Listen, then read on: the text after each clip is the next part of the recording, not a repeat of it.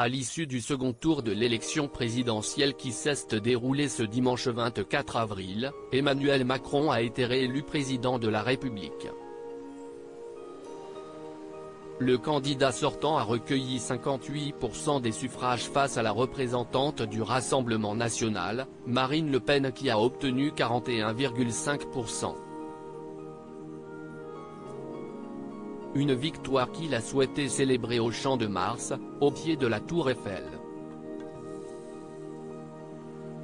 Toutefois, comme l'a révélé Le Figaro ce mardi 26 avril, tout ne s'est pas passé comme prévu.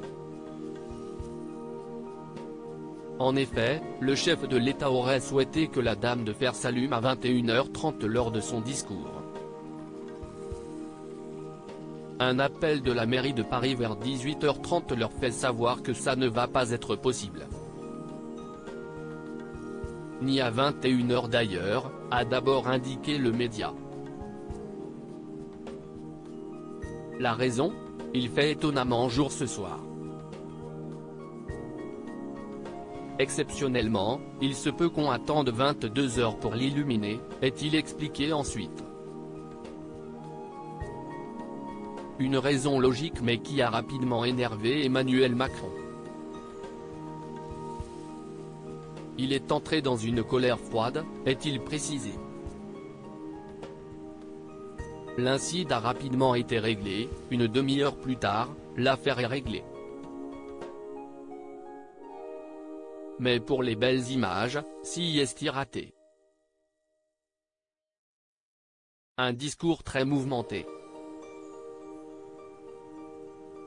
Malgré cette colère, il était hors de question pour Emmanuel Macron de se laisser abattre. Si est un peu avant 22h qu'il s'est rendu sur le Champ de Mars. Pour cela, il était accompagné de son épouse, son premier soutien mais aussi d'enfants.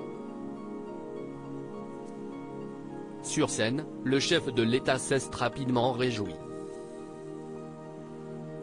Après 5 années de transformation, d'heures heureuses et difficiles, ce jour du 24 avril, une majorité d'entre nous a choisi de me faire confiance pour présider notre République dans les 5 années à venir, a-t-il affirmé. Par la suite, il a assuré être le président de tous avant d'ajouter « Je sais ce que je vous dois ». Toutefois, l'époux de Brigitte Macron a indiqué avoir conscience que cette réélection est importante puisque nombreux sont les Français qui n'ont pas voté pour lui par choix. Ce vote m'oblige car je sais que nombre de mes compatriotes ont voté non pour soutenir les idées que je porte mais pour faire barrage à celles de l'extrême droite, a-t-il déclaré.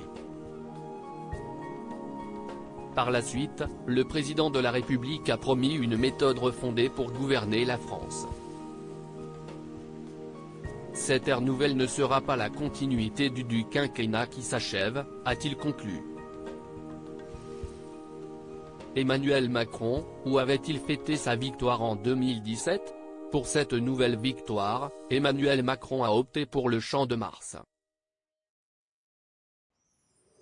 En 2017, lors du second tour de l'élection présidentielle, il obtient 66,06% des voix et, âgé de seulement 39 ans, il devient le président de la République le plus jeune de l'histoire de France. Si est au Louvre qu'il avait souhaité célébrer cette victoire, en présence de nombreux partisans.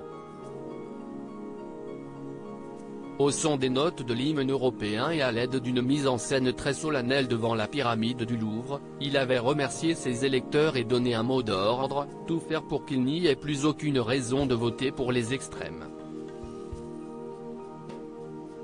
Loading widget.